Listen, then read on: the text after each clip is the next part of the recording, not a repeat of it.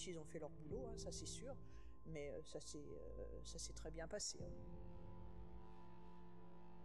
Moi, je n'ai pas choqué du tout, il n'y avait pas d'autre moyen.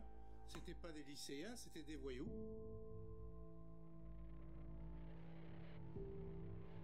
Les policiers ont parfaitement bien réglé les choses. Il n'y a eu aucun blessé, il n'y a eu aucun problème. Ça leur a pas fait de mal aussi à ces jeunes, hein, de savoir ce que c'est que le maintien de l'ordre, la police, se tenir tranquille. Voilà, ça leur fera un souvenir.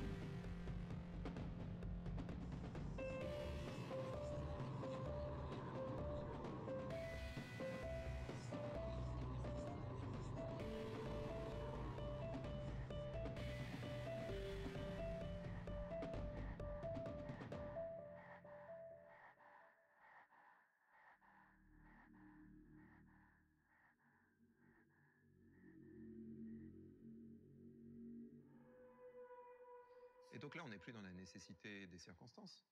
On n'est plus dans l'arbitrage pondéré entre la dignité et la nécessité. Non, on est dans la cruauté.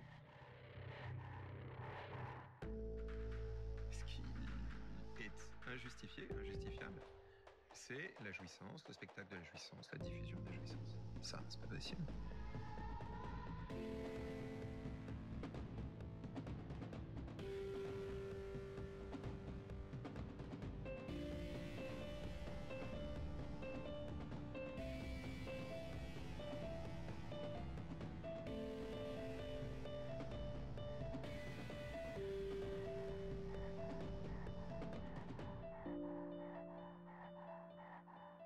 En fait, il faut jamais qu'ils s'habituent à être traités comme ça, de cette manière-là.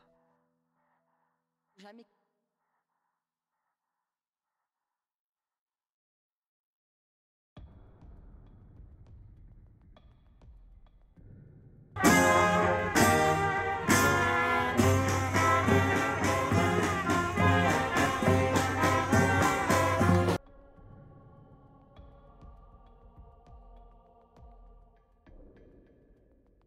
Ce n'est en aucun cas un combat contre une religion.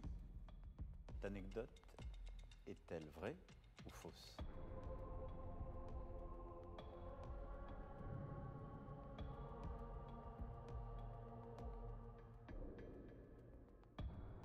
Je ne peux pas laisser accréditer l'idée que les forces de l'ordre exercent des violences physiques. Est-ce que cette anecdote est vraie ou fausse?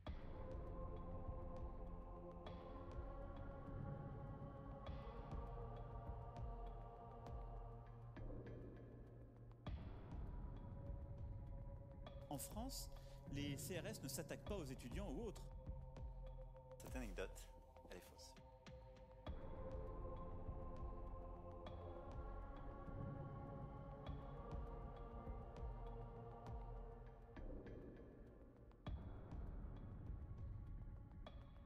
Une anecdote qui est vraie. Nous sommes en guerre.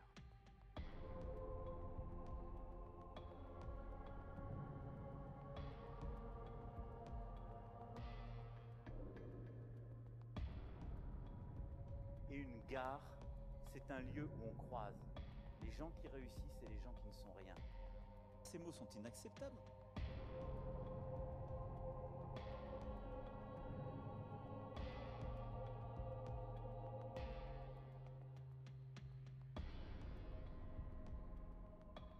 Il y a des policiers violents. Il y en a. Et là, vous avez les canards.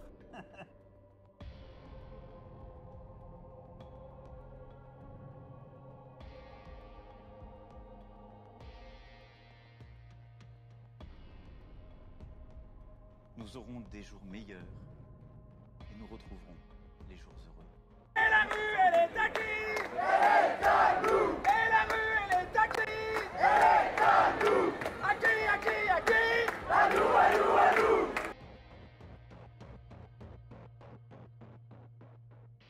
veulent un responsable, il est devant vous. Qu'ils viennent le chercher.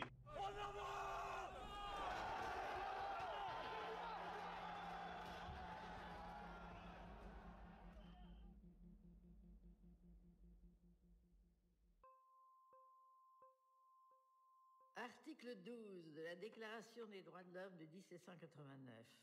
La garantie des droits de l'homme et du citoyen nécessite une force publique. Cette force est donc instituée pour l'avantage de tous. Pire que le bruit des bottes, le silence des pantoufles. De ceux auxquels elle est confiée.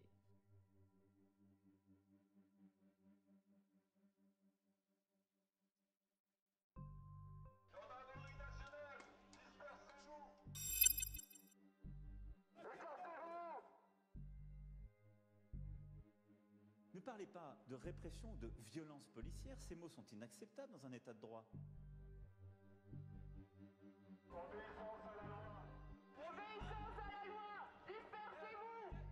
Et la rue, elle est à qui? Elle est à nous. Et la rue, elle est à qui? Elle est à nous. À qui, à qui, à qui? À nous, à nous, à nous.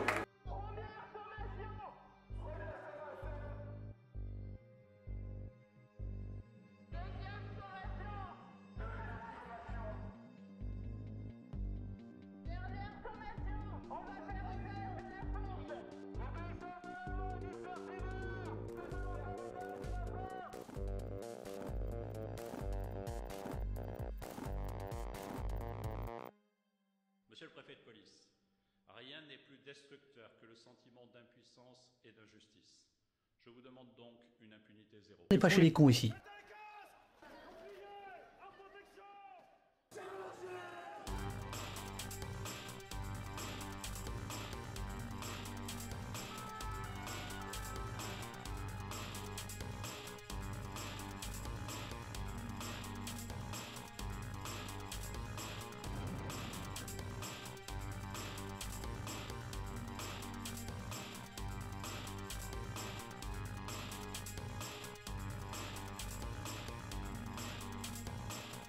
Point barre! Point barre!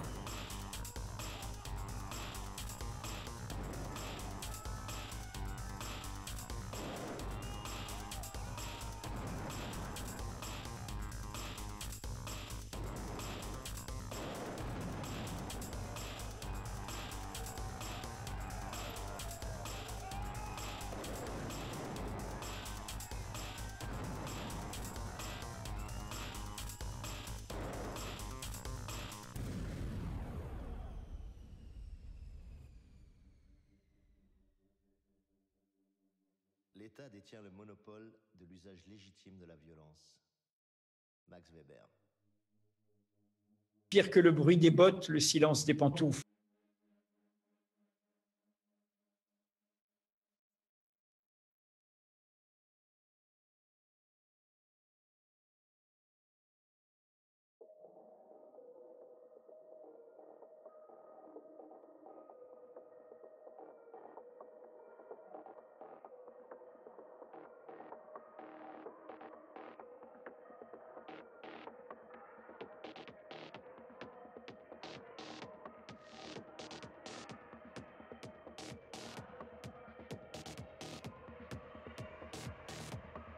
D'extrême droite dans toute sa rédaction et son idéologie.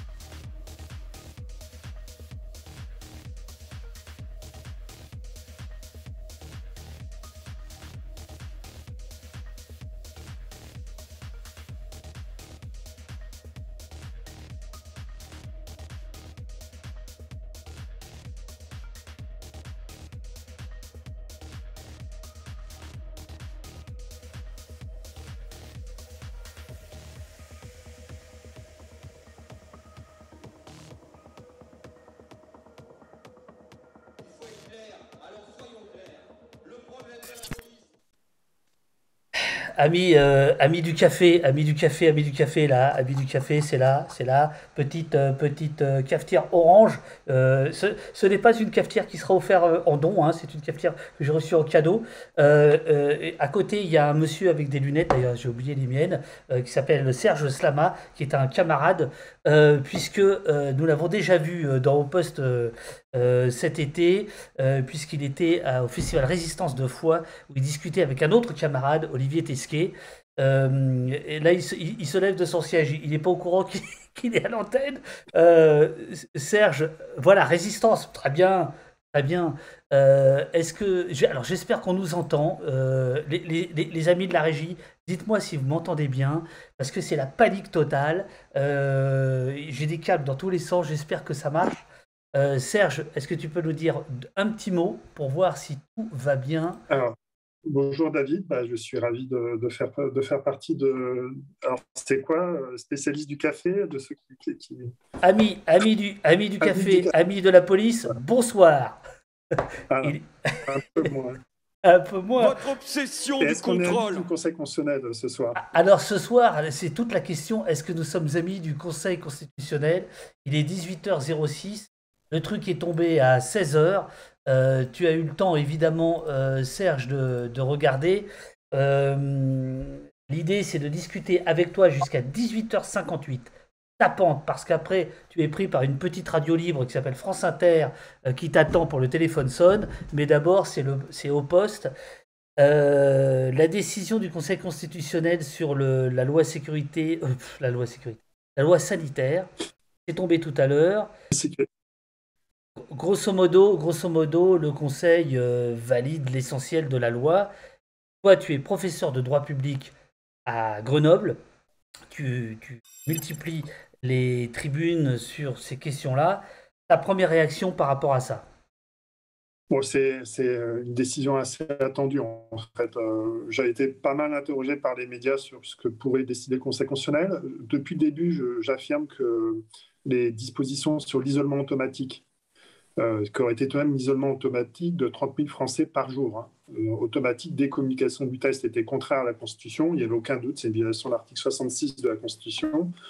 Donc là, assez logiquement, le Conseil constitutionnel censure purement et simplement. Il censure aussi le régime sur la rupture anticipée des contrats, tu sais, pour les salariés qui sont soumis au pass sanitaire. Là aussi, c'est heureux parce que c'est un régime assez inégalitaire. Il reconnaît la rupture d'égalité. En revanche, il valide tout le reste. Alors, il valide, je vais d'abord parler de ça, des tests PCR pour les sans-papiers en instance d'éloignement. C'est vraiment là pour le coup honteux d'avoir validé cette disposition. Et il valide aussi l'extension... Serge, je sais pourquoi tu parles de ça, et c'est bien de le dire. C'est que tu as été longtemps compagnon de route, peut-être même militant du GISTI. Donc voilà, tu t'es beaucoup battu sur la question du droit des étrangers en France. Voilà, donc c'est pour ça que... C'est vraiment on en reparlera, mais c'est vraiment une disposition honteuse qui a été glissée pour surmonter une jurisprudence de cour d'appel.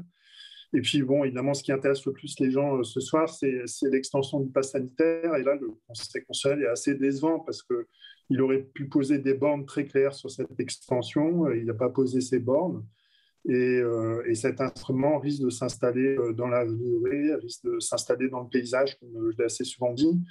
Et il pose des critères. Il pose le critère de la temporalité, mais bon, on y reviendra. Et puis, il pose aussi le critère ce sont des lieux qui sont exposés au risque sanitaire, mais sauf que quand il l'applique concrètement, il ne fait pas de différence selon les lieux. Or, on pourrait estimer, je ne sais pas, qu'une terrasse de café, par exemple, ou de restaurant, il n'y a pas le même risque sanitaire qu'à l'intérieur du restaurant. De la même façon, il valide beaucoup d'autres choses assez contestables, par exemple sur le fait qu'il faut un pass sanitaire pour les soins programmés dans les hôpitaux. Il va y avoir un phénomène d'éviction des soins, c'est encore été dit ce matin par Karine Lacombe sur France Inter. Donc tout ça, il aurait pu, voilà, sans remettre en cause le cœur de la loi et la stratégie du gouvernement, il aurait pu vraiment censurer ces excès. Il ne l'a pas fait, et donc on a ici un précédent qui va s'installer dans la durée, dans notre paysage, et je pense que dans l'avenir, on regrettera cette décision. Donc, je rappelle que parce que là, les gens nous rejoignent, que tu es prof de droit à l'université de Grenoble, chercheur au Centre de recherche juridique. Toi, le Conseil constitutionnel, respectes, tu l'aimes bien. Enfin, je veux dire, c'est... Non? Non, je suis pas un fan, non. C'est pas un Non, fan. en fait, je suis pour un contrôle de constitutionnalité des lois. Je trouve qu'il a bien évolué depuis l'introduction de la question prioritaire de constitutionnalité en 2010. Donc là, on commence à avoir un outil vraiment intéressant d'un point de vue technique et stratégique. En revanche, le Conseil constitutionnel, tant qu'il est composé tel qu'il est composé actuellement, on ne peut pas considérer que c'est une juridiction suprême. Voilà, il y a encore énormément, ces décisions sont toujours de mi-chèvre, je ne sais pas comment on dit, mi-chèvre, mi-chou. Ouais, c'est ça. Voilà. Dans un entre-deux, dans lequel la dimension politique, le contexte politique est toujours pris en compte, je ne suis pas sûr que ce soit uniquement un juge politique, il juge aussi en droit. Il y a un certain nombre de contraintes qui s'imposent à lui. Il vient souvent gommer les excès. Je parlais d'isolement automatique tout à l'heure, c'était vraiment une aberration d'imaginer de priver de liberté chaque jour 30 000 Français. Mais bon, pour le reste, il laisse passer tout de même. On dit souvent en droit qu'il laisse passer les moustiques et qu'il filtre. Enfin, il filtre les moustiques et laisse passer les chameaux. C'est une expression très classique en droit. Et donc là, il a laissé passer quelques chameaux constitutionnels, des choses énormes et qu'on regrettera fortement par la suite. Et selon toi, pourquoi il n'agit pas autrement là? C'est vraiment un problème de contexte. Ce juge constitutionnel, particulièrement juste après l'adoption d'une loi, je crois qu'il faut distinguer le contrôle de constitutionnalité qui devient vraiment massif et de plus en plus technique et qui échappe, à part quelques QPC médiatiques, vraiment à la vigilance médiatique, et les contrôles juste avant promulgation de la loi. Un contrôle qu'on appelle DC, déclaration de constitutionnalité, donc qui intervient entre l'adoption de la loi et sa promulgation par le président de la République. Évidemment, ces contrôles-là sont très politiques au sens pur du terme, c'est-à-dire le Conseil constitutionnel intervient après l'adoption d'un texte, et si l'adoption d'un texte adopté en une semaine au Parlement, suite à une déclaration, une allocution du président de la République. Et donc, dans ce contexte-là, il est extrêmement compliqué à un juge constitutionnel de revenir mettre en cause le cœur de la loi, vraiment d'empêcher la proclamation de la loi. Ça peut créer une crise politique, on peut dénoncer le gouvernement des juges. Et donc, dans ce cadre-là, il y a un self-restraint qui est assez connu des juges constitutionnels, où il va auto-limiter son office en posant, là, de manière assez classique, il dit une chose qu'il répète souvent, c'est que comme juge constitutionnel, il n'y a pas le même pouvoir d'appréciation que le législateur.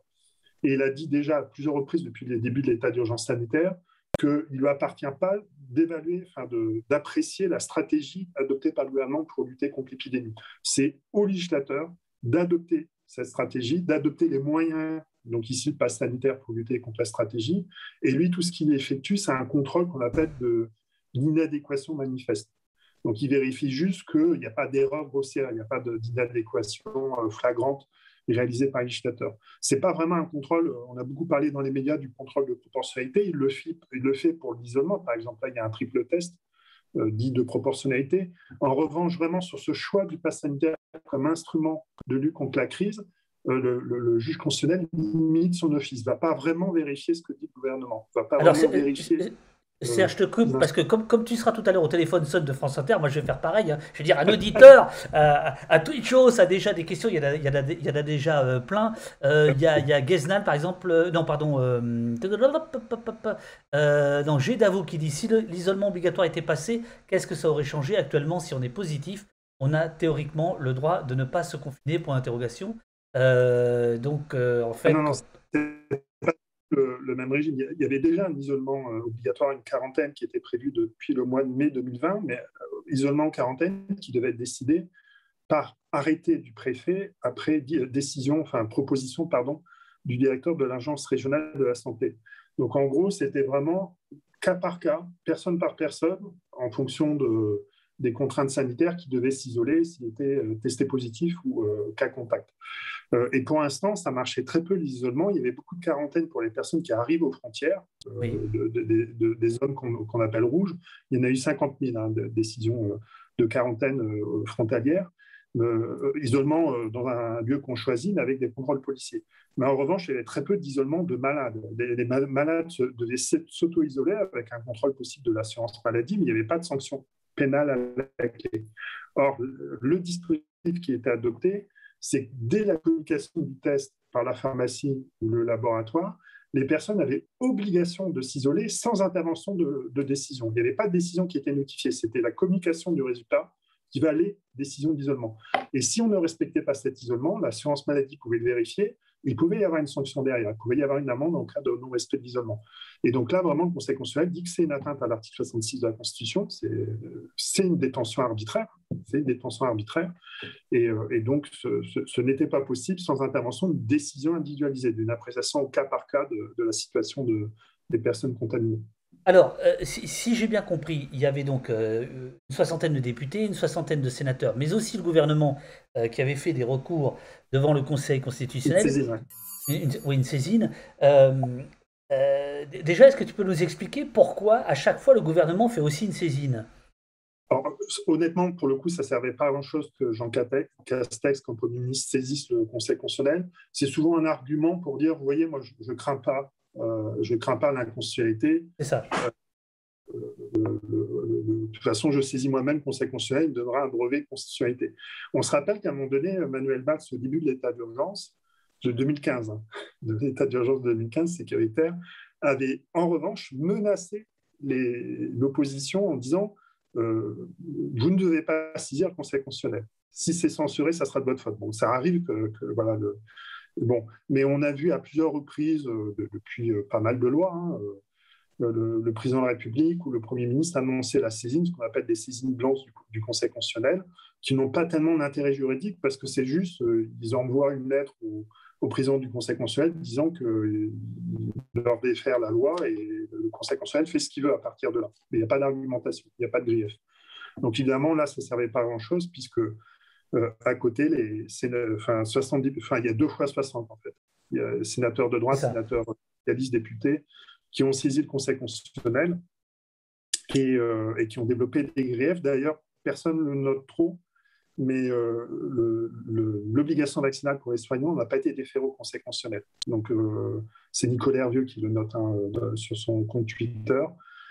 Et donc, il pourrait y avoir une QPC sur l'obligation vaccinale des soignants. QPC, c'est question prioritaire. Et ça veut dire quoi en fait? Une fois que la loi est promulguée, tout justiciable peut, dans le cadre d'un procès, contester une disposition législative qui n'a pas déjà été contrôlée par le Conseil constitutionnel. Donc là, je viens de l'expliquer, ça n'a pas été contrôlé. Donc un soignant qui serait sanctionné, par exemple, pourrait dans l'avenir déposer une QPC contre ces dispositions. Bon, sachant qu'il a peu de chances de gagner, concrètement. Mais là, par exemple, pour ce qui est du pass sanitaire, qui est la question centrale, c'est validé, il n'y aura pas de QPC. C'est dans le marbre. Ce soir, c'est dans le marbre. Sauf changement de circonstances. Et on peut l'envisager parce qu'il y a un argument central dans la décision du Conseil constitutionnel, c'est que le pass sanitaire est limité dans le temps.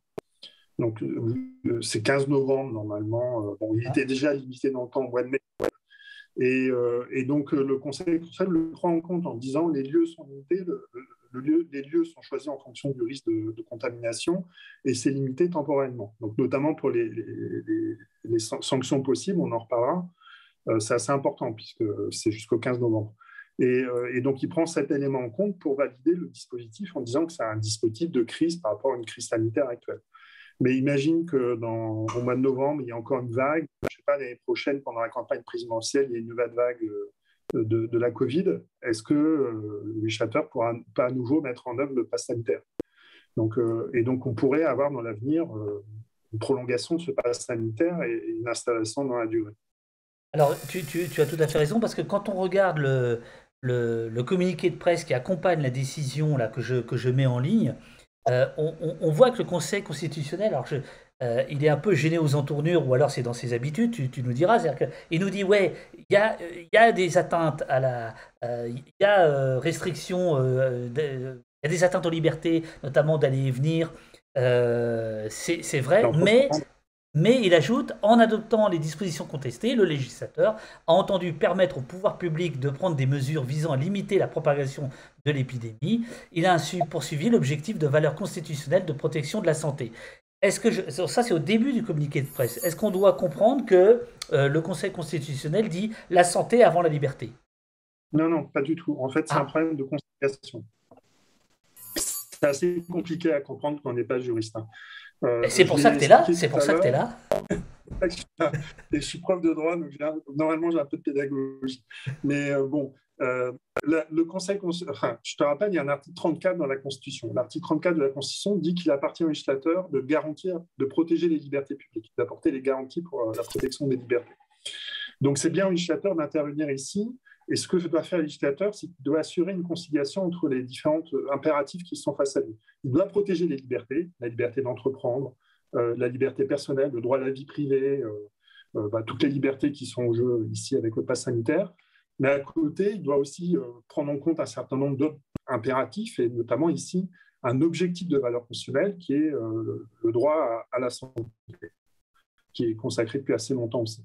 Et donc, le rôle du législateur, c'est concilier tout ça et de choisir les instruments pour protéger la santé tout en protégeant au maximum les libertés.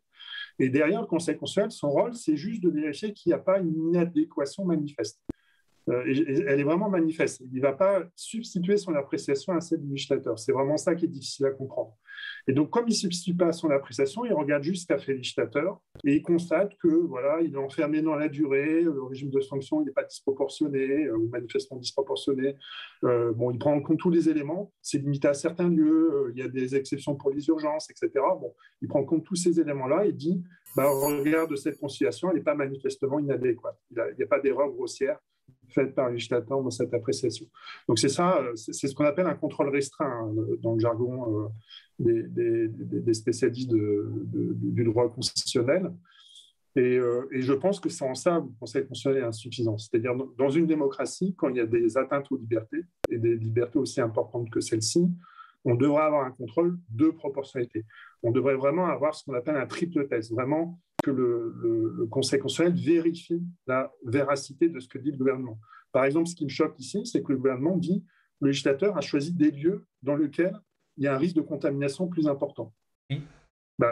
Est-ce qu'une terrasse de café, c'est un lieu où il y a vraiment un risque de contamination plus important? De la même façon, il dit le pass sanitaire pour les soins programmés, en dehors des urgences, ne porte pas atteinte au droit à la santé. Il n'y aura pas de... Bon, la plupart des médecins, tu as peut-être vu qu'il y a un communiqué de presse de l'Ordre des médecins, ce matin, il y a encore un médecin inter qui disait l'inverse. Non, demander un pass sanitaire à l'accès à un hôpital va évincer des populations qui vont renoncer aux soins de cette sorte-là, pour cette raison. Et donc, tu vois bien qu'en réalité, il y a un phénomène de... Il n'y a pas un vrai contrôle du Conseil constitutionnel, il n'y a pas un contrôle vraiment exigeant de la part du Conseil constitutionnel. Sur ces aspects-là, c'est en ça où il est, à mon avis, insatisfaisant. Alors, Serge, je te coupe parce que justement dans le chat, il y a pas mal de commentaires qui viennent sur la composition même du Conseil constitutionnel. Alors, évidemment, il y a des gens comme Fabius qui font polémique, etc. Mais en réalité, selon toi, c'est le Conseil en tant que tel, en tant qu'institution, son fonctionnement qui pose problème, autant que ses membres, ou plutôt que ses membres, dans la manière dont ils sont nommés, etc. Un ancien Premier ministre peut être de fait au Conseil constitutionnel, etc. En fait, toi, ce qui te pose problème, c'est plus le Conseil constitutionnel en tant que tel que ses membres, ou les deux, à la limite? Non, c'est le mode de désignation des membres du Conseil constitutionnel et les exigences qu'on a à leur égard. Quand on regarde la plupart des cours suprêmes des autres pays européens, des grandes démocraties, quand on regarde le mode de composition de la Cour européenne des droits de l'homme, en fait, normalement, il y a un certain nombre d'exigences pour être juge constitutionnel, juge suprême. Il y a des exigences de compétences, d'avoir déjà exercé des professions de magistrat ou des professions juridiques. En France, en fait, il n'y a pas réellement de critères de compétence. Il y en a formellement, mais en réalité, il n'y en a pas réellement. Et il y a une audition devant les commissions des lois des assemblées, mais en réalité, ils ont juste un droit de veto et qui est quasiment jamais utilisé. On a déjà des membres du Conseil constitutionnel qui sont arrivés devant ces commissions en disant qu'ils ne connaissaient rien au droit constitutionnel. Vraiment, c'est déjà arrivé. Et pourtant, ils ont été validés. Donc... c'est Thomas Hochmann qui avait cité cet extrait dans une tribune du Monde, ça se retrouve facilement. Ouais. Et donc, on voit très bien qu'en fait, on a des membres du Conseil constitutionnel qui sont choisis pour d'autres raisons que leur compétence constitutionnelle. Tu l'as dit, des anciens premiers ministres, des personnalités qui ont été au Parlement, à l'Assemblée nationale, etc. Et on ne prend pas, comme dans la plupart des juridictions constitutionnelles, vraiment des juristes spécialisés. Même aux États-Unis, où c'est très politisé, la nomination des membres du Conseil constitutionnel, même Trump ne va pas nommer des incompétents à la Cour suprême. Alors, il va nommer des types réacs, des juges fédéraux qui ont démontré leur compétence, qui ont fait Harvard, etc. En France, c'est possible de nommer quelqu'un qui ne connaît strictement rien au droit constitutionnel. Donc, voilà, le mode de composition, alors il a tout de même évolué, puisqu'avant, il y avait les anciens présidents, ce qui n'est plus le cas aujourd'hui depuis que Sarkozy a renoncé à siéger. Après, on va rentrer, il nous reste une demi-heure, donc on va pouvoir rentrer quand même dans les détails de la décision du Conseil. Mais est-ce qu'il n'y a pas un truc complètement fou, finalement, ces derniers mois, ces dernières années, de s'en remettre au Conseil constitutionnel comme le garant de nos libertés, comme celui qui allait nous sauver, alors que, tu viens de le dire, sa manière dont il est constitué, c'est pas génial, mais d'où ça vient, cette idée que le Conseil constitutionnel serait notre salut ? Parce que, bon, déjà, il exerce un rôle assez important depuis 1971, depuis une décision de liberté d'association. Il a tout de même, à plusieurs reprises dans son histoire, il a intervenu pour censurer des lois très discutées dans l'histoire, les lois sur la nationalisation, les lois de privatisation, les lois sur le CSA, enfin, tu t'en rappelles peut-être, mais oui, bien sûr. La jeune génération pas, mais bon. Il a censuré aussi, je ne sais pas, partie de la loi Savary. Il y a des moments comme ça dans l'histoire du Conseil constitutionnel où il est venu poser la loi Hadopi, ça avait été beaucoup discuté à l'époque. Bon. Donc il a tout de même la loi Avia, la loi sécurité globale. La loi sécurité globale. Donc, voilà, on a tout de même des grandes décisions du Conseil constitutionnel. À certains moments, il a intervenu, il a effectivement joué ce rôle protecteur. Et puis ensuite, il y a tout de même, pour les avocats, pour les juristes, le quotidien de la question prioritaire de constitutionnalité. On a changé de dimension. Avant, il y avait quelques dizaines de décisions du Conseil constitutionnel par an. Aujourd'hui, on est à des dizaines par mois, quoi. Et souvent sur des aspects techniques et avec beaucoup de censure. Le Conseil constitutionnel censure régulièrement des dispositions législatives très techniques en droit fiscal, en droit de l'urbanisme, en droit de la fonction publique. Voilà, il y a beaucoup. Et donc, ça devient effectivement un instrument protecteur des libertés, parmi d'autres. Mais c'est un des instruments protecteurs des libertés. Vraiment, on regarde l'OIP, l'Observatoire international des prisons, utilise fréquemment la QPC sur le droit pénitentiaire et gagne des affaires importantes devant le Conseil constitutionnel. Donc, c'est un instrument intéressant de protection des libertés. Après, quand on est dans des enjeux tels qu'aujourd'hui sur le pass sanitaire, dans des états d'urgence, etc., là, le Conseil constitutionnel n'est, à mon avis, pas assez protecteur. Est-ce que tu penses que, dans la mesure où c'est la question sanitaire, que personne ne veut prendre de risques dans les hauts fonctionnaires, dans les gens du pouvoir, etc., par rapport à ça, en disant... Oui, on l'a vu avec le Conseil d'État. Par exemple, le Conseil d'État aime bien se présenter comme un juge protecteur des libertés. C'est vrai que depuis l'introduction du référé de liberté en 2001, le Conseil d'État s'est montré plus protecteur des libertés que dans le passé, que là aussi, le Conseil d'État est souvent intervenu dans des affaires importantes. On pourrait les citer, mais il y a vraiment des affaires très médiatisées dans lesquelles le Conseil d'État est intervenu en référé. Quand on constate ce qu'a fait le Conseil d'État sous les états d'urgence, particulièrement l'état d'urgence sanitaire, son contrôle est très décevant. Donc, on a encore vu là très récemment, c'était totalement aberrant. C'est-à-dire il y a 2 décrets qui sont adoptés. C'est des décrets qui violent la loi du 31 mai. Donc, notamment les décrets, tu sais, sur les jauges à 50 pour le pass sanitaire. Donc, la loi prévoyait que c'était des grands rassemblements de personnes. Et vraiment, le gouvernement avait écarté pendant le débat parlementaire que ça puisse concerner autre chose que les grands rassemblements de personnes. Eh bien, il y a des décrets qui violent la loi. Donc, normalement, quand un décret viole la loi, le décret est censuré. C'est aussi simple que ça, c'est la hiérarchie des normes. Eh bien là, le Conseil d'État, en référé, a validé ces décrets en disant qu'il y a des circonstances exceptionnelles qui justifient que le pouvoir réglementaire, le Premier ministre, ait violé la loi. Et une extension de ses pouvoirs. Et là, on voit que c'est assez décevant, en fait. Tu t'attendais à mieux ? Ils auraient pu faire mieux, tu penses Je m'attendais à un peu plus. En fait, il a beaucoup répété ce qu'il avait déjà dit le 31 mai. Donc, il a rappelé, passe le message à Europe Écologie Les Verts, ils ne semblent pas être au courant, que le pass sanitaire ne peut pas concerner des activités politiques, syndicales ou culturelles. Voilà. Donc, on ne peut pas demander à un pass sanitaire d'entrer d'une église, on ne peut pas demander pour une réunion politique, on ne peut pas demander pour une réunion syndicale. ni d'ailleurs pour une manifestation. Donc ça, c'est rappelé, c'est extrêmement clair. Le pass sanitaire, c'est des activités culturelles, de loisirs, sportives, etc. Mais pas... Et pourquoi tu veux que je passe le message au vert? Je n'ai pas compris. Parce qu'ils exigent le pass sanitaire pour leur prochaine université d'été. Moi, je ne suis pas ouvert, moi. Non, mais... On pourrait peut-être faire non, mais s'ils nous écoutent... oui. Mais ça ne sera pas les seuls. Aujourd'hui, en fait, on constate depuis plusieurs semaines que beaucoup de préfets, le maire de Nice a essayé, mais ça n'a pas marché, mais beaucoup de préfets font des expérimentations du pass sanitaire dans des restaurants. Actuellement, c'est illégal de le faire. La loi ne le prévoit pas avant le foot. Et donc, ces expérimentations sont illégales. En plus, c'est une infraction pénale. Donc vraiment, ça, c'est problématique. Et donc, plus largement, on voit que voilà, le Conseil, ici, aurait pu aller plus loin sur le pass sanitaire en posant vraiment je pense, sur les activités du quotidien, il aurait pu beaucoup plus limiter le pass sanitaire, son extension. Alors, on va prendre ce qui est censuré. Ce qui est censuré, dans un premier temps déjà, c'est la rupture anticipée d'un contrat de travail. C'est-à-dire qu'un CDD ne pourra pas, parce qu'il ne présente pas un pass sanitaire, ne pourra pas voir son CDD se terminer avant terme. C'est ça?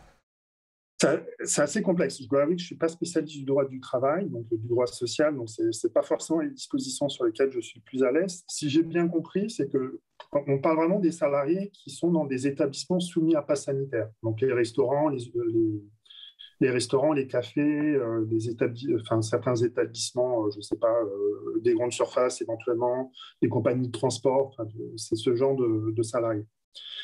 Et pour ces salariés-là, ce qui est prévu, c'est que s'ils n'ont pas le pass sanitaire, s'ils refusent on comprend bien, ils refusent la vaccination et au bout d'un moment, les tests vont en avoir marre, surtout quand ils seront payants. Ils seront d'abord, ils prennent un congé, donc congé payé. Puis au bout d'un moment, ça sera congé sans solde, donc ils restent chez eux sans rémunération. Mais ce que prévoyait la loi, c'est qu'il ne pouvait pas y avoir de licenciement, mais il pouvait y avoir en revanche une rupture anticipée du contrat de travail pour les contrats à durée déterminée, bien évidemment.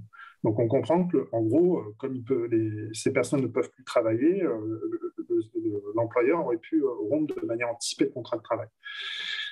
Et là, le Conseil constitutionnel censure en disant il y a une différence de traitement selon le type de contrat. Donc, intérim, CDI, CDD sont traités différemment alors que tous les salariés sont dans la même situation par rapport au risque sanitaire. Et donc, c'est cette rupture d'égalité qui est censurée par le Conseil constitutionnel. Mais la censure est intéressante parce qu'elle est franche. Il ne fait pas une réserve d'interprétation, il censure la disposition. Donc, ça veut dire qu'aujourd'hui, tout le dispositif sur la rupture anticipée du contrat de travail disparaît de la loi. La loi est promulguée sans. Ce qui veut dire que jusqu'au 15 novembre, personne ne pourra avoir une rupture anticipée de son contrat de travail s'il refuse le pass sanitaire, s'il n'a pas le pass sanitaire. À propos, il y a Muscat 10 qui te demande est-ce que ce sera compliqué pour le gouvernement de prolonger ces mesures au-delà du 15 novembre? Après, on reprendra sur les censures. Il faudra adopter une nouvelle loi. Voilà. Ce n'est pas plus compliqué que de prolonger un état d'urgence, il suffit d'avoir une nouvelle loi adoptée, j'imagine, dans les mêmes conditions. Donc, et si la situation sanitaire ne s'est pas améliorée d'ici là, ça ne sera pas compliqué pour lui de le justifier. Moi, ma crainte, c'est surtout que ça revienne en 2022. C'est qu'on sorte ici de la 4e vague, je ne sais pas quand, et en 2022, il y a une 5e vague et qui est à nouveau une nouvelle loi qui utilise ce type de dispositif. Quand tu parles des conditions, tu parles du fait que, et nous on était en direct, on a fait un marathon, on a fait 40 heures en direct au Sénat, à l'Assemblée, tu parles de ça, c'est-à-dire le fait que ce soit voté en urgence? C'est vraiment un mauvais mode de fabrique des lois qui a été critiqué d'ailleurs dans la saisine. Hein. C'est-à-dire tu as un texte, une allocution présidentielle de 12, je crois, ou 13, je ne sais plus, j'ai oublié déjà. Donc après l'allocation présidentielle, déjà on sort des décrets qui sont contraires à la loi, donc qui sont validés par le Conseil constitutionnel, donc c'était une première aberration. Ouais. Et tout va être appliqué le mois prochain, en 3 semaines, et donc on force le destin. Ça marche en partie, puisqu'on a tout de même beaucoup de Français qui se sont vaccinés entre-temps. Hein. Mais je crois qu'il y a des sénateurs qui ont dit qu'ils avaient légiféré avec un pistolet sur la tempe. Donc, les sénateurs, la commission mixte paritaire, donc ce n'est pas non plus voilà, Oui, et d'ailleurs, ce qu'on a vu par rapport à la commission mixte paritaire, donc c'est-à-dire c'est le moment où les députés et les sénateurs se mettent d'accord pour dire bah, la loi ce sera ça, et puis c'est revenu à l'Assemblée, et là ce qu'on a vu c'est un détricotage du peu que certains sénateurs avaient pu amener. Un amendement après. Donc en fait, il peut y avoir, je rappelle, donc c'est adoption en urgence une seule lecture. Donc on peut comprendre que normalement il y a des navettes. Donc une seule lecture à l'Assemblée, une seule lecture au Sénat. Et donc, si on ne veut pas avoir une navette, il faut un accord. Donc, accord en commission mixte paritaire. Donc, et vraiment, là, les sénateurs, ils lâchent beaucoup de choses parce que, en gros, le gouvernement leur dit vous serez responsable de la situation. Donc, bon. Et il y a un accord, notamment, de retirer les centres commerciaux des lieux soumis à passe sanitaire. Et le texte revient à l'Assemblée, enfin, vraiment pour la lecture après CMP, pour la validation. Et là, le gouvernement dépose un amendement contre l'accord, donc qui réintroduit les centres commerciaux. Et ça, c'est même pas banal, c'est possible. Hein. On était formellement toujours en première lecture, donc la règle de l'entonnoir, en fait, on peut encore déposer des amendements à ce moment-là, mais on aurait pu imaginer une censure pour ce motif-là. Et le Conseil constitutionnel valide. Bon, c'est critiquable en estimant que l'amendement pouvait encore être déposé à ce moment-là. Mais en tout cas, d'un point de vue politique, c'est problématique d'avoir déposé un amendement contre l'accord de la commission mixte paritaire.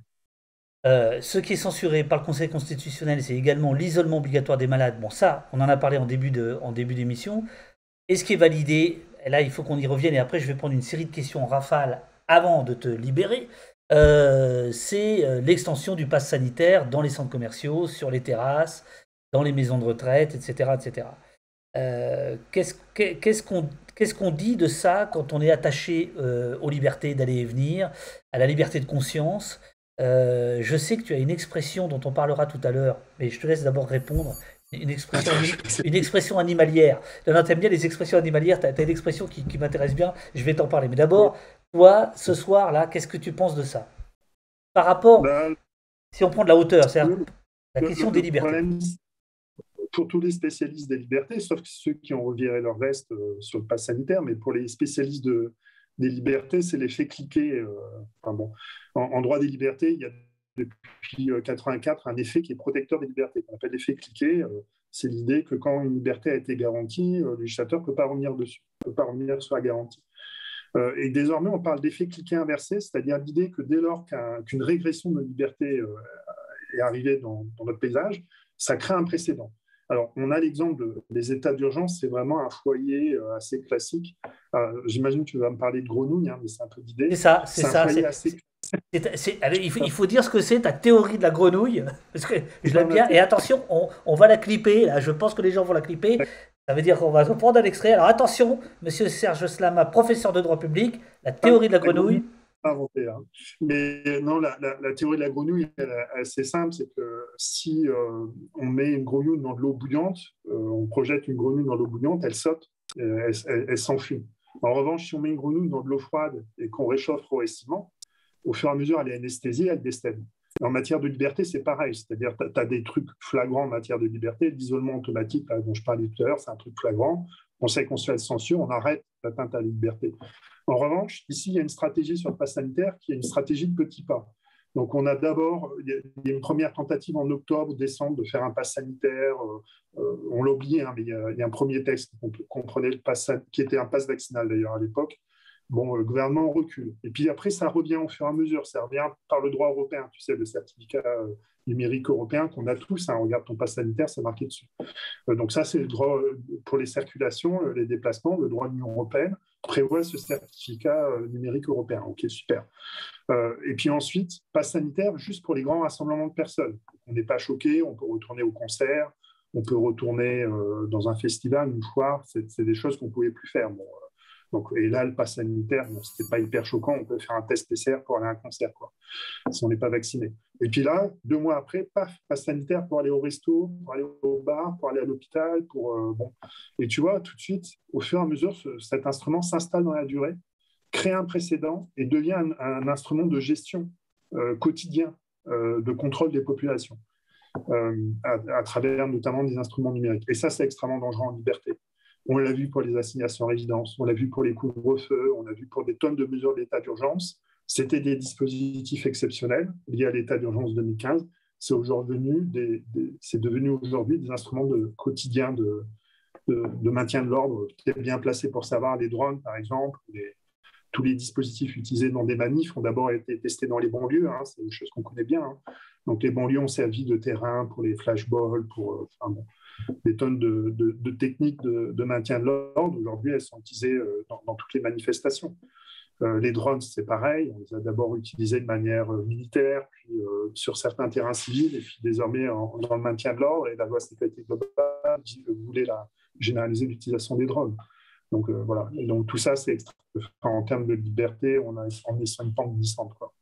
Alors, tu as Ike donc qui te demande que penses-tu en droit du terme État policier pour qualifier le régime dans lequel on bascule avec le pass sanitaire, où les mesures de police sont la régie et l'autorisation, l'exception. Alors là, c'est jouer sur les mots parce que je pense que notre interlocuteur, connaît très bien la notion d'état de policier, hein, qui est une notion de droit constitutionnel allemand.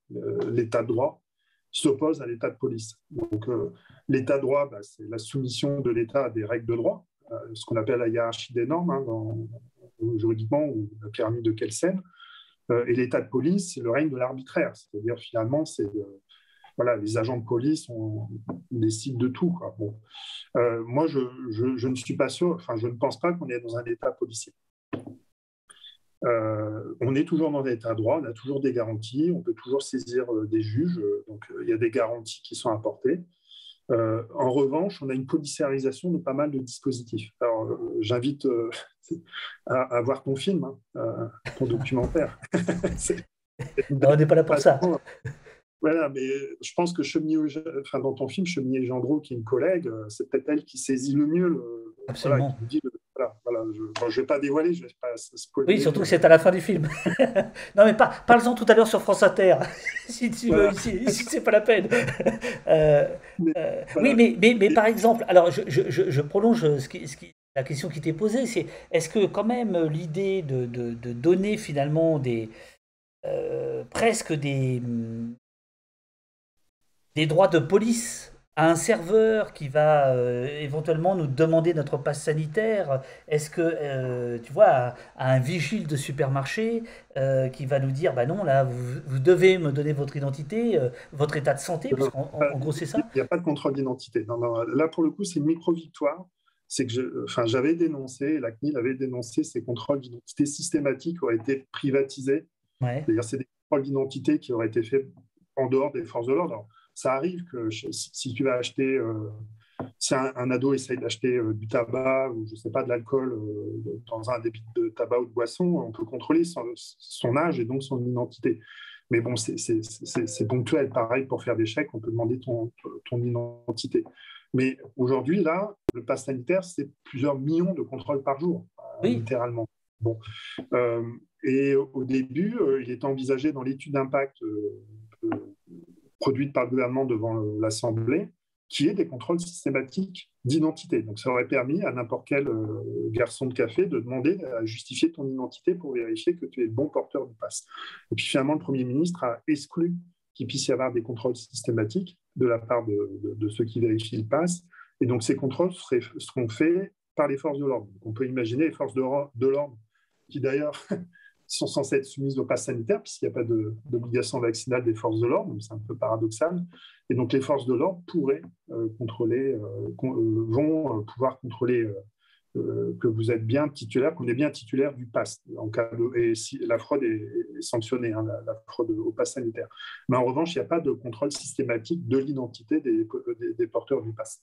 Ça, ils l'ont empêché. Alors, ce qu'on te dira dans des petits villages ou dans des petites villes, et d'ailleurs des bistrotiers bretons que nous saluons, on dit qu'eux ne feraient pas ce contrôle-là, c'est qu'en fait, ils connaissent l'identité de leur clientèle. Et même dans les grandes villes, le bistrot de quartier, c'est le bistrot de quartier, que ce soit une grande ville ou un village, il connaît. Mais ils ne m'en ont même pas le pass. Ça ne laisse pas de trace du contrôle du pass. Donc moi, je peux te dire que le café en bas de chez moi, là, il ne me demandera jamais mon pass sanitaire, quoi. Jamais. Donc moi, j'y crois pas. Alors, prend des risques, hein, parce que s'il y a un contrôle de police et que le policier contrôle tous les passes et qu'on s'aperçoit que certains l'ont pas, il peut être sanctionné. Alors, le régime de sanction, d'ailleurs, c'est une mise en demeure avec une éventuelle fermeture administrative, et c'est seulement s'il y a réitération qu'il peut avoir une sanction pénale. Alors, il y a GPIF qui nous dit, en pratique, quand je vais au ciné, on me demande et mon pass et ma carte d'identité. Ils ne respectent pas les déclarations du Premier ministre qui ont dit qu'il n'y aurait pas de contrôle systématique de l'identité des porteurs de passe. Voilà. Donc, ça a été déclaré. Je pense même que le Conseil constitutionnel le mentionne qu'il n'y a pas de contrôle systématique de l'identité. Donc, voilà, normalement, c'est pas le rôle. Alors, peut-être qu'on peut mettre de côté les transports, parce que dans les transports, les contrôleurs sont habilités à contrôler l'identité. Et d'ailleurs, le font souvent pour vérifier, je ne sais pas si tu as une réduction ou autre, ou même maintenant dans les billets de train, il y a un nom, ils peuvent vérifier. Oui, bien sûr. Bon, mais ça, c'est les transports et c'est des personnes qui sont détenteurs de l'autorité publique, qui sont habilitées pour ça. Mais en dehors de ça, un prestataire privé n'est pas censé contrôler l'identité. S'il a un problème, s'il pense qu'il y a une fraude, il appelle la police et c'est la police qui contrôlera. Toi qui es donc amoureux du droit, tu crois vraiment que le droit va nous sauver là? Tu n'as pas l'impression que la fabrique du droit là, de ces derniers mois est... Non, mais moi je prends l'arme comme le droit comme une arme. L'arme du droit, je renvoie du roi Israël, hein, l'arme du droit. Donc je pense que voilà, c'est un instrument, un outil qui est intéressant pour créer des rapports de force. Et dans un état de droit, on peut créer des rapports de force et faire progresser les droits. Moi, je l'ai beaucoup fait pour les migrants, comme tu l'as rappelé en introduction. Là, sur l'état d'urgence, on a fait bouger des lignes, hein, on a fait censurer beaucoup de choses en question prioritaire de consularité. Sur le délit de solidarité avec Cédric Héroux, on a fait beaucoup progresser des choses aussi. Donc le droit est utile, c'est un instrument, mais il n'est pas suffisant. C'est-à-dire on ne peut pas réussir des luttes juridiques si elles ne sont pas accompagnées de luttes politiques pour faire bouger les lignes. Donc on voit actuellement l'action climatique, ça fonctionne, et notamment au Conseil d'État, parce qu'il y a eu tout un contexte qui a permis de faire bouger les lignes en matière de prise de conscience du dérèglement climatique, et le droit est un instrument pour faire bouger les lignes. Mais le droit tout seul, ça ne marche pas. Si on ne crée pas le rapport de force politique, on ne va pas très loin. Oui, mais le rapport de force politique, il peut déjà se créer à l'Assemblée ou au Sénat. Et là, pour avoir suivi les débats, le contre-pouvoir n'existait pas. Enfin, il était extrêmement faible. Tu avais quelques sénateurs qui faisaient vraiment du droit solide, on va dire, qui essayaient vraiment de... Bon, et puis à l'Assemblée, c'était un peu plus le circus, mais de toute façon, tout passait. Enfin, je veux dire, c'était sidérant quand même. Avis défavorable, avis défavorable, avis défavorable. On compte même pas les voix, Enfin, je veux dire, il y a des présidents de séance qui ne comptent même pas les voix. C'est malheureusement la logique de la Ve République. C'est un régime qui se présidentialise très fortement depuis l'inversion du calendrier électoral et le quinquennat. Et donc aujourd'hui, en fait, on a un Parlement qui est une chambre d'enregistrement largement, alors pas tout à fait comme le Congrès de pouvoir public, parce que je te rappelle que là, il y a des menaces faites par Olivier Véran à l'égard des députés parce qu'ils prenaient trop de temps, il y avait trop d'amendements, il les a quasiment accusés de tuer des personnes parce qu'ils prenaient trop de temps pour adopter le texte. Ils ont pris 24 heures de retard, t'imagines. Donc, bon, voilà. Donc, mais c'est la logique de la Ve République, en fait. Il n'y a pas d'illusion. Tant qu'on reste dans la Ve République, le mode de fonctionnement restera comme ça. Tu ne rééquilibreras pas les pouvoirs entre le président de la République et l'Assemblée, quoi. C'est pas possible. De toute façon, l'Assemblée dépend du président de la République. Donc, plusieurs questions. Je presse le pas parce qu'il faut qu'on te libère dans 10 minutes pile. Reviennent sur l'idée, est-ce que c'est foutu sur le pass sanitaire, sur la loi dite gestion de la crise sanitaire? Est-ce qu'il y a des recours possibles? L'Europe, est-ce que c'est faisable ou ça sert à rien? Enfin, c'est trop tard. Enfin, je veux dire, oui, il y aura des recours dans la Cour européenne des droits de l'homme, comme pour l'état d'urgence de 2015, il y en a eu. Mais bon, tu vois, les recours état d'urgence 2015 ne sont toujours pas jugés par la Cour européenne des droits de l'homme, par la Cour de Strasbourg. Donc, sur le pass sanitaire, il y aura sûrement des recours. On peut imaginer quelqu'un qui serait rétif à la vaccination, refuse de vacciner, soit licencié, etc. Enfin, on pourrait imaginer. Bon. Ça ne mènera pas à grand-chose. La Cour européenne des droits de l'homme a reconnu la possibilité de faire des obligations vaccinales. Donc moi, voilà, c'est pas une voie d'issue. Enfin, ça sera pas très prospère. Et aujourd'hui, non, malheureusement, depuis que le Conseil constitutionnel a rejeté. Je pense en fait, ce qui est important, ça va être la non-adhésion ou l'adhésion au quotidien de la mesure. C'est-à-dire, on l'a vu, rappelle-toi, le cahier de rappel qui est dans les restaurants. Moi, on ne me l'a jamais demandé. Jamais. J'ai jamais rempli un cahier de rappel numérique ou jamais. J'ai jamais téléchargé tous anti-Covid. On m'a jamais demandé de mettre mon numéro de téléphone sur. Ça marche pas. Ça marche à certains endroits, mais ça marche pas de manière générale. Je pense que le pass sanitaire, l'entrée d'un cinéma, etc., oui, d'une discothèque, de lieux fermés, de lieux clos, ça va être utilisé. Je pense qu'assez vite, dans les restaurants, les bars, etc., les cafetiers ne vont pas l'appliquer ou mal, ou les premières semaines. Dès que la situation sanitaire va s'améliorer, ça va rentrer en désuétude, quoi. Comment tu vois les choses, comment tu vois les choses dans les mois qui viennent? D'un point de vue politique, sur ces questions-là, sur les questions des libertés. Parce que ça recule et on n'est pas si nombreux que ça. On n'est pas si nombreux que ça à s'en inquiéter. Non, je ne suis pas très optimiste parce qu'on va voir la campagne présidentielle et voilà, est déjà très à droite. Macron, pour gagner, va se positionner encore plus fortement. À gauche, il n'y a aucun espoir qu'il y ait un seul candidat. Donc, il va y avoir une course à l'échalote entre l'extrême droite, Xavier Bertrand, Emmanuel Macron. Enfin, bon, on va avoir une campagne présidentielle. Regarde déjà les régionales où il n'y a pas de compétences en la matière. On a parlé quasiment que de la sécurité, sous prétexte de sécurité dans les transports, quoi. Donc, la campagne présidentielle, oui, risque de dériver fortement, surtout si la crise sanitaire n'est pas finie. Donc, si ça revient, bon. Et je pense qu'il va y avoir une protestation assez fort contre le sanitaire. Je pense que c'est un mouvement qui va prendre de l'ampleur parce qu'il y a une part de personnes qui vont être évincées des activités collectives. On ne le prend pas assez en compte. C'est très inégalitaire ce qui est en train de se passer. C'est-à-dire les personnes qui, comme le mouvement des Gilets jaunes, il y a une forte réaction parce qu'il y avait quelque chose de très lié aux classes sociales, quoi.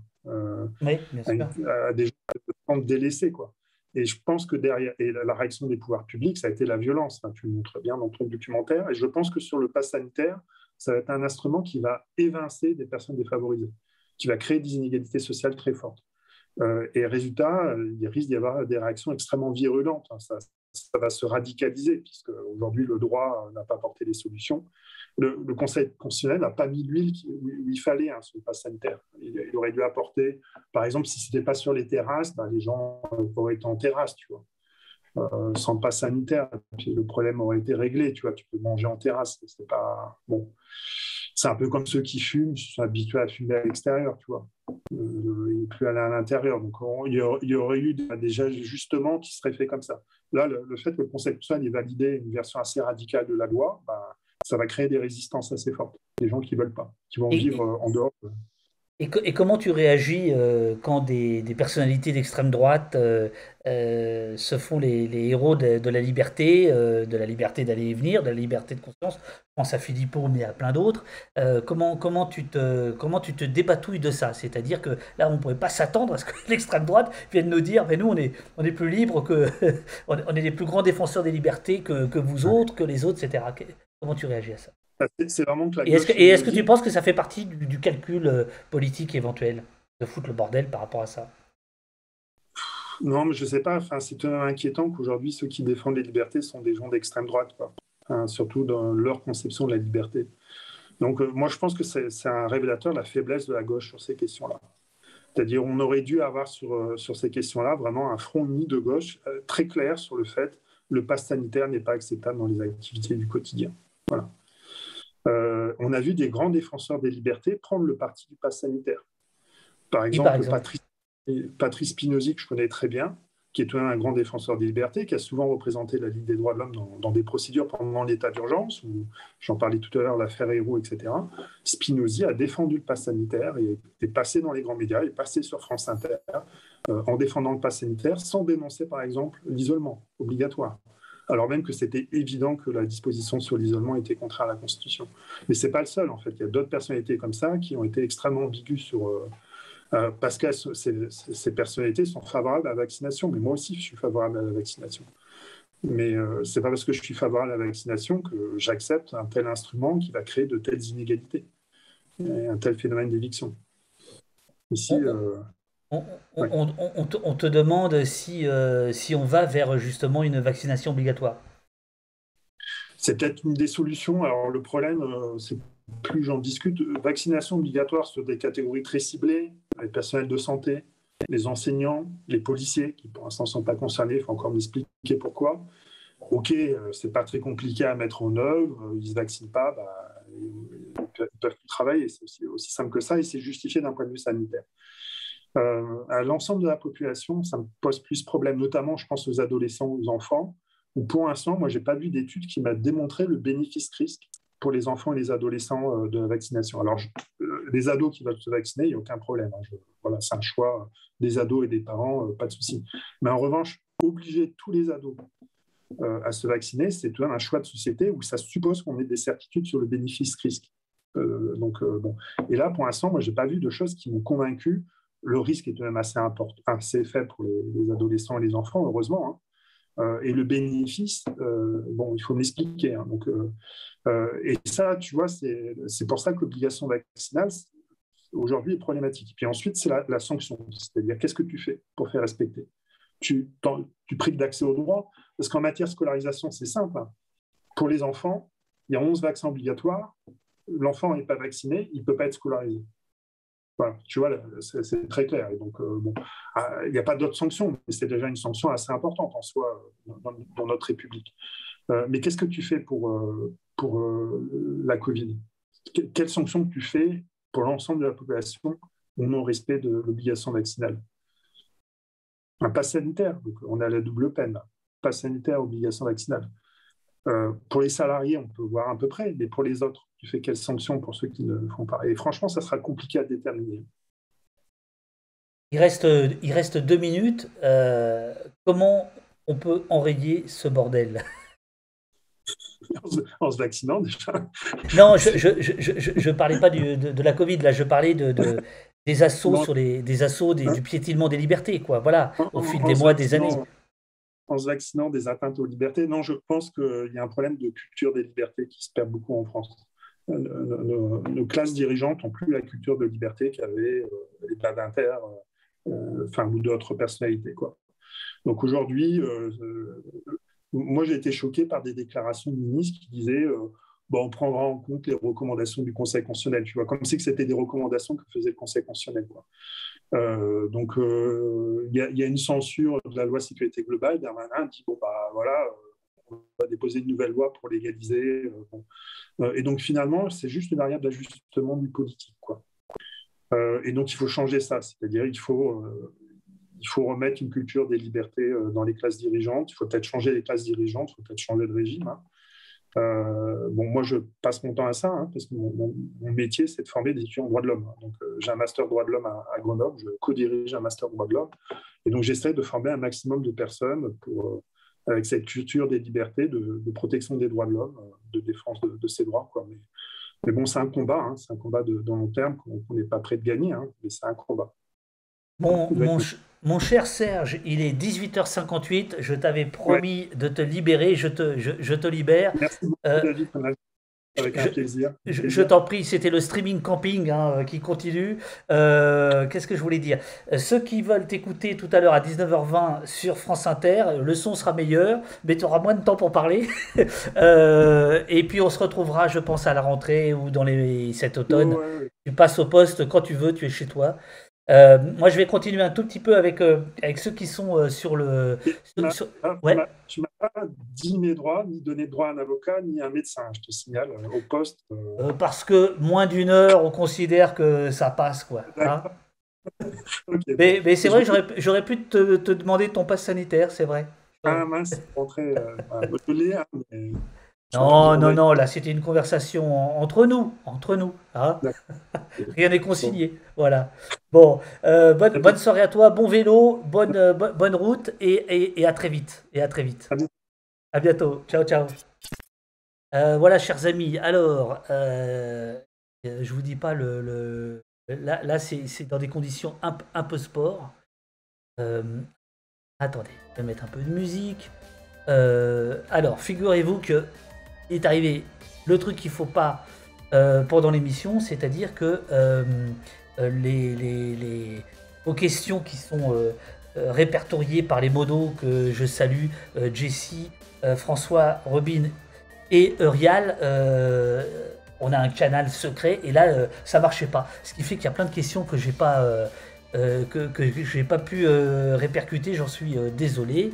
Alors, par contre, je vais les prendre, on va rester quelques minutes ensemble. D'abord, j'espère que vous allez bien, ça a été un peu speed cette émission. Puisqu'on voulait réagir à chaud avec Serge sur les conclusions du Conseil constitutionnel. Voilà, alors, attendez, je vais prendre un peu vos questions. Et puis alors d'abord je voudrais remercier Pied Clair qui a offert un abonnement à Eurial, ça c'est cool. Il y a Kiwi de Fraise aussi qui a pris un abonnement, Ink et Nunk qui a pris un abonnement et Michotte aussi, voilà, qui cumule 2 mois d'abonnement. Merci de continuer les lives en été et je retourne chez les viewers de l'ombre. Bisous. Voilà, ben ouais, non, donc au mois de juillet, là, on a beaucoup donné. On a fait 40 ou 50 heures de live où on a suivi la fabrication de la loi dite crise de la gestion de la crise sanitaire, voilà. Merci à vous tous pour vos merci. Alors, j'espère qu'il y avait pas trop, c'était pas trop le bordel pour le son. Alors je suis désolé. Ah ben tiens, voilà, les questions sont revenues maintenant que Serge est parti. Alors qu'est-ce que je pourrais vous dire? On va reprendre la saison 2. Ah, attendez, je vais remettre les... Vous pouvez réutiliser vos points de chaîne à partir de maintenant.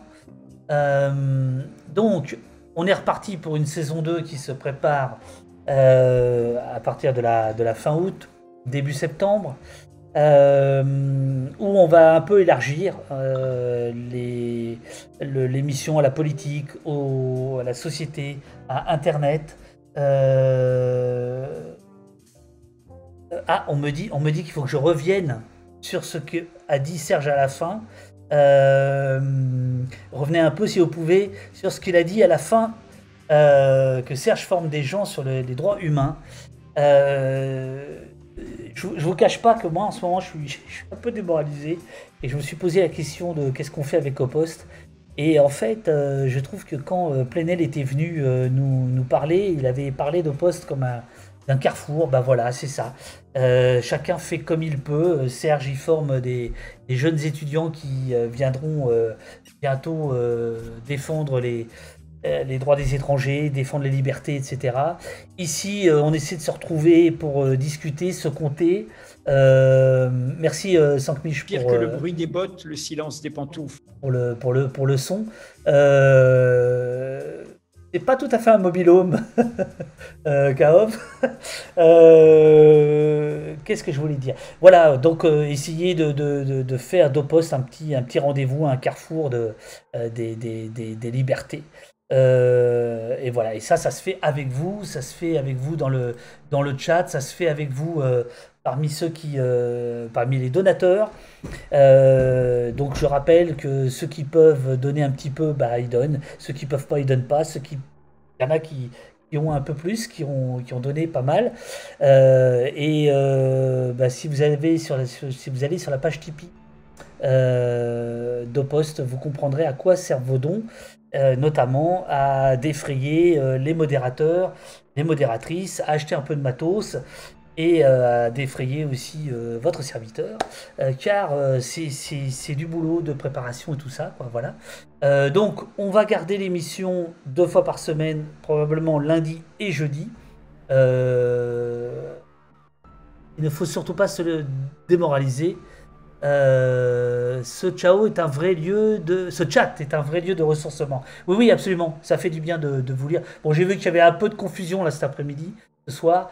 Mais voilà, le débat au Sénat était plutôt bien, absolument, absolument. Bratatak, je suis d'accord. Merci Valérie, merci Valérie. C'est chouette de vous retrouver les uns après les autres. Hein, je vous rappelle ici, on aime le café. J'en ai plus, dites donc. Qu'est-ce que je pourrais vous dire? Moi, je peux rester un petit peu avec vous si vous avez. Alors, Pied Clair, toujours rediffusé sur Blast la saison 2, a priori oui. En tout cas, l'émission du lundi. Voilà.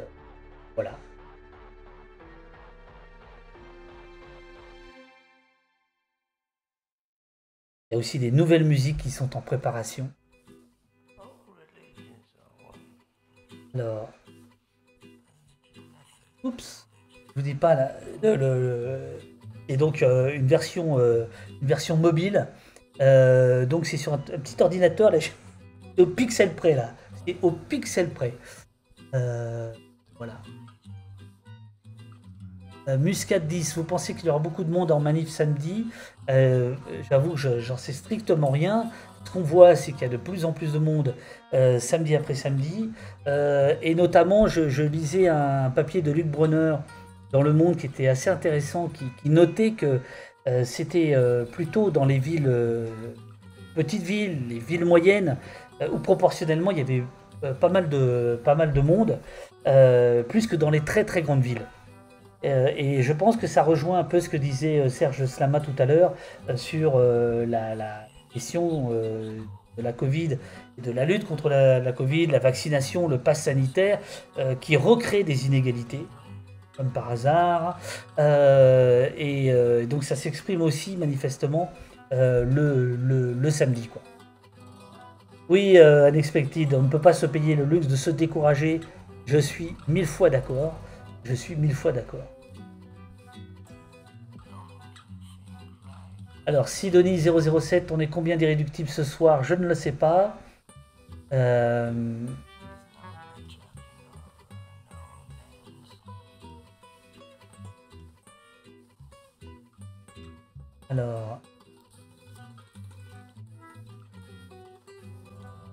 Alors, Quentin Tamar nous demande une petite synthèse de l'émission. Bah, c'est compliqué. Ça vaut surtout pour le live. Mais grosso modo, le Conseil constitutionnel a censuré la rupture anticipée d'un contrat de travail en CDD et l'isolement obligatoire des malades. En revanche, le Conseil constitutionnel a validé à peu près tout le reste, c'est-à-dire l'extension du pass sanitaire dans les centres commerciaux, dans les terrasses, dans les maisons de retraite, dans les hôpitaux quand il n'y a pas de caractère d'urgence. Voilà.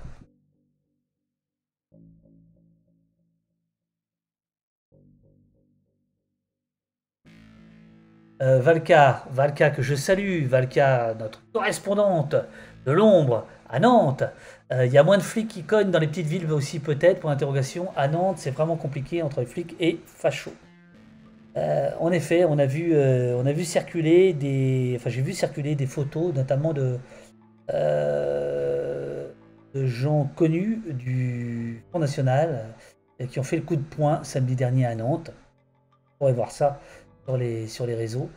Je ne crois pas, Valka, que ce soit une question de maintien de l'ordre. En tout cas, je ne suis pas sûr que ce soit peut-être pour Paris ou des choses comme ça où vraiment ça devient extrêmement difficile de manifester. Mais si on en croit le papier du Monde, c'est vraiment d'un point de vue sociologique, beaucoup de primo-manifestants. D'une certaine manière, ça rappelle les Gilets jaunes. Beaucoup de primo-manifestants qui descendent dans la rue le samedi. J.J. Bonnet, j'ai vu 239 à un certain moment. Oui, il y avait même plus que ça. On était presque 300 à un moment donné. Voilà.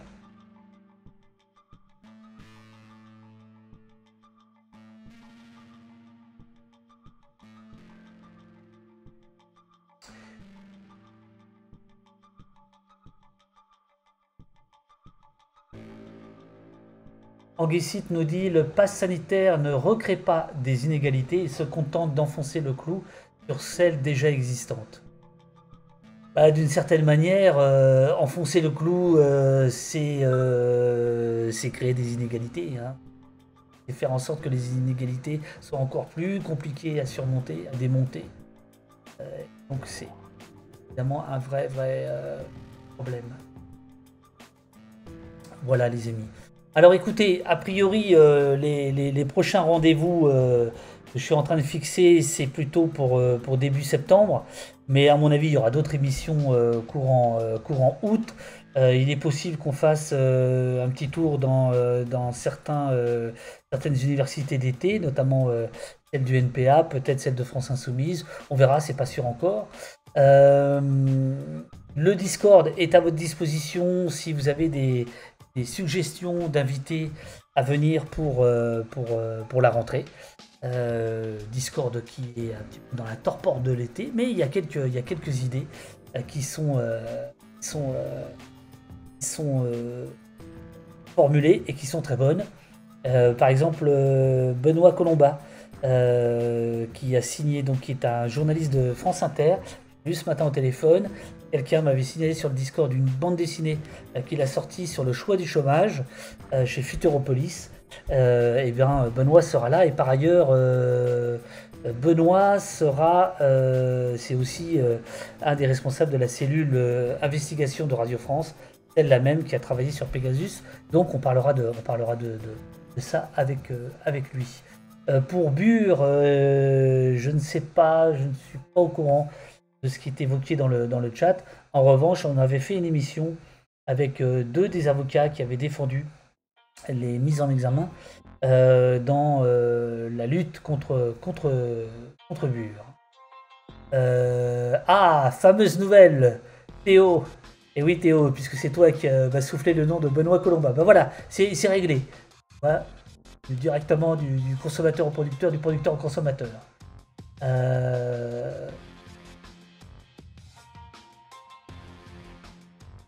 Alors je reprends vite.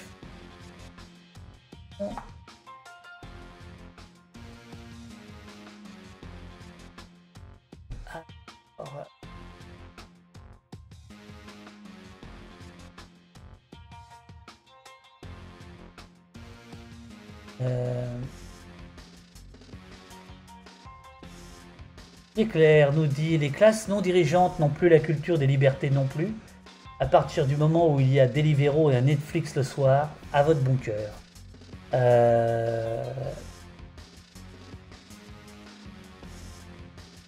Il est vrai que le fric permet de s'accommoder du confinement. Absolument.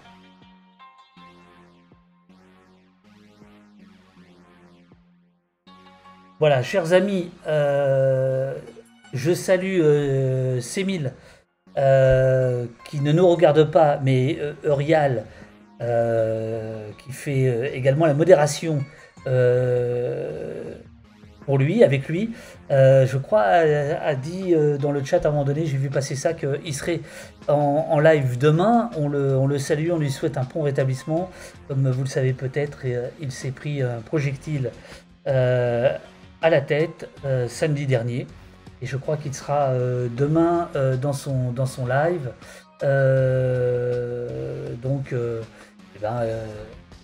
Bon, le petit coco, il est pas. D'ailleurs, si vous avez des points de chaîne là, faites sonner la rue, elle est à qui? Vraiment, les points de chaîne ils remarchent là, les sons.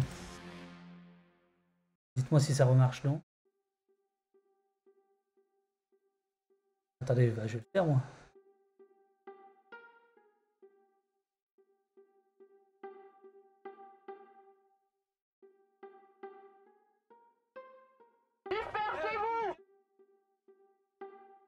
Ah, on dirait qu'elle est part pas le son.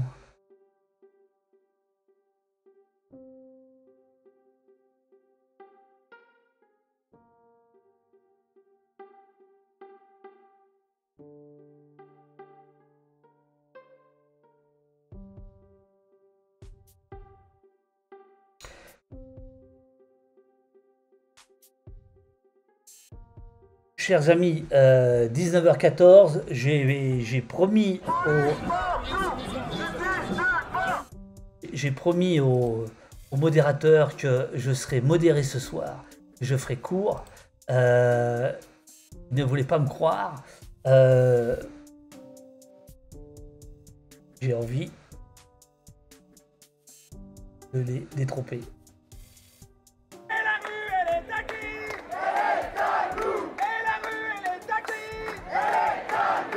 Voilà. Donc ça, c'était Sémile que j'avais enregistré lors de la manifestation contre l'extrême droite. Voilà, donc vous lui direz qu'on a passé ce petit son et qu'on pense bien à lui. Bonsoir Dave Duf. Allez vous faire des lives sur les sujets réforme du chômage, réforme de la retraite, liquidation ADP. Eh bien écoutez, je pense pas, parce que je n'y connais rien. Alors en revanche, si vous avez des conseils de lecture ou des gens à inviter, n'hésitez pas, le Discord est là pour ça. Moi j'ai envie d'ouvrir, voilà, j'ai envie d'ouvrir l'émission. Bientôt un syndicat de modo. Alors attendez, si je peux quand même vous donner quelques rendez-vous qui sont déjà calés. Il y en a un, il va falloir vous tenir sage. C'est le 16 septembre à 9h, Camille Chaise, la porte-parole du ministère de l'Intérieur. Le 9 septembre, logiquement, le retour de François Thuillier qui était venu l'autre jour, cette fois-ci pour l'ouverture du procès des attentats du Bataclan et des terrasses. Le 23, une soirée avec Madeleine, la plateforme de l'INA. Voilà, et donc on a tout un tas de lundis, le 6, le 13, le 20, le 27 qui ne sont pas encore bloqués. Je pense que je vais faire venir, je vais convoquer l'auteur d'un bouquin que je suis en train de lire, mais là il est voilà, il est à table de nuit, sur les origines d'Internet, qui est vachement bien. Ça va être bientôt. Et puis il y a aussi plusieurs bouquins qui vont sortir sur la police. On va inviter les auteurs, bien sûr. Alexandre Langlois, et oui, Narigorm, on doit caler une date. Vous êtes convoqué au poste. Voilà, il est convoqué au poste. Merci Valka, merci pour tes merci.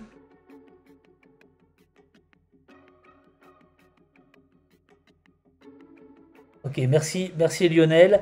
Eh ben écoutez, sans déconner, ça fait du bien de vous voir.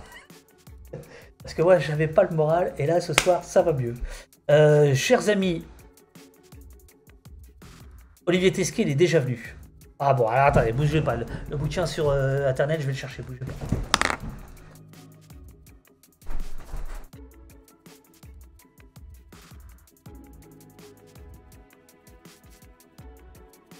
On se calme, on se calme, on se calme, on se calme.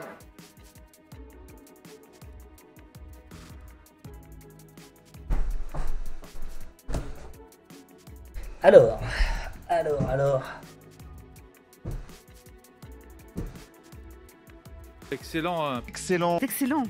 Excellente intervention.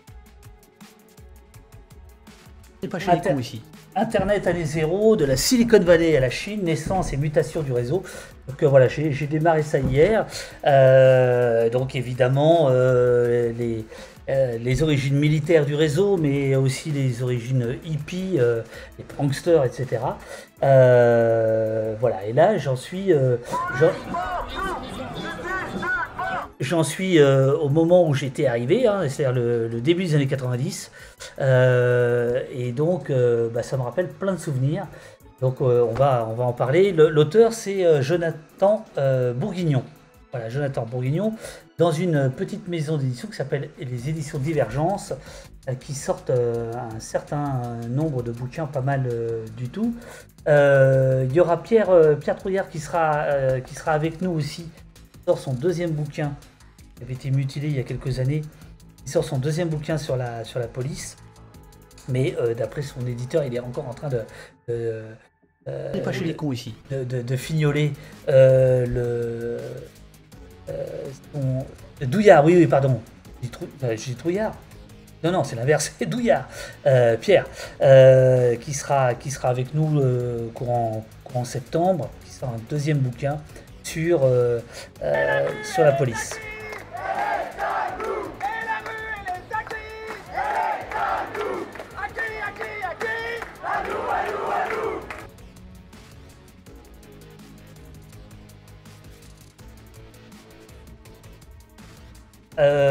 J'en profite pour faire un petit message de service pour tous les donateurs là, de ces derniers jours. Petit décalage dans les envois, car les nouveaux autocollants arrivent et ils sont super. Il y en a un, je suis content. Je suis très très content. Donc vous verrez ça. Voilà, donc soyez patients, profitez des vacances, reprenez des forces. Prochain au poste, il sera impromptu. On l'annoncera sur Twitter et sur le Discord. D'ici là, portez-vous bien. Faut pas mollir. Je vous salue.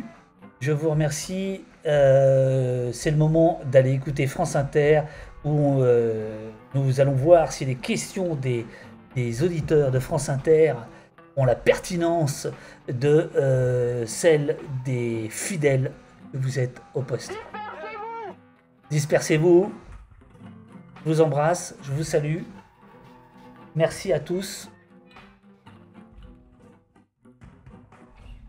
Et haut les cœurs.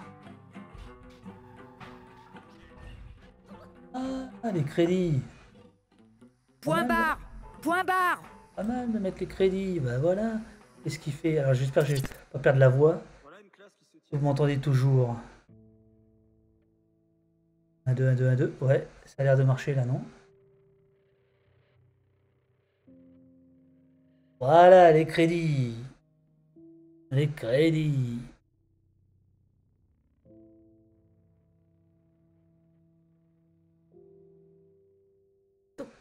On a en tête de ce... Et la rue, elle est à qui?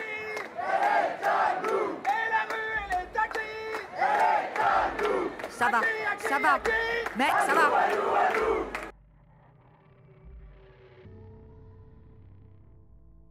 Les policiers ont fait leur boulot, hein, ça c'est sûr, mais ça s'est très bien passé. Hein.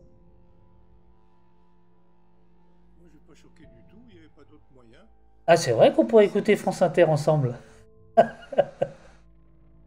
Eh non, ça se fait pas, ça se fait pas. Mission parfaitement bien régler les choses. Il n'y a eu aucun blessé, il n'y a eu aucun problème. Ça leur a pas fait de mal aussi à ces jeunes hein, de savoir ce que c'est que le maintien de l'ordre, la police, se tenir tranquille. Oui, Sentier Battant, c'est fini, car notre invité devait se rendre dans les studios de France Inter. Et donc Serge Slama, qui était avec nous, professeur de droit public à Grenoble, était avec nous de 18h à 19h. Voilà. Merci Lionel. Merci à tous. That's the sound of the police. That's the sound of the beast. Tiens, puisqu'on vient d'écouter KRS-One, salutations à Akhenaton. Je suis connu dans une autre vie, je vous raconterai ça un jour. Voilà, allez, c'est fini les amis. N'oubliez pas le Discord pour suggérer des invités, suggérer des thèmes. N'oubliez pas de suivre la chaîne et ceux qui peuvent de vous abonner ou mieux encore de faire un don, même un don de 1 € tous les mois. Et c'est nickel. Voilà. Merci à tous. Portez-vous bien. On reviendra en forme. Là, je suis mort. Très vite. Attention. Dernière passe de crédit. Et après, ciao, ciao.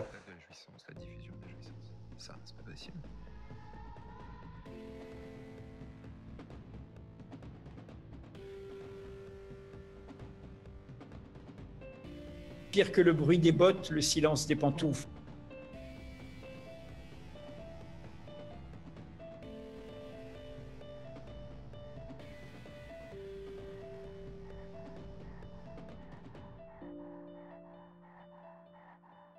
En fait, il faut jamais qu'ils s'habituent à être traités comme ça, de cette manière-là. Elle est belle, hein. Elle est belle, hein. Allez, ciao.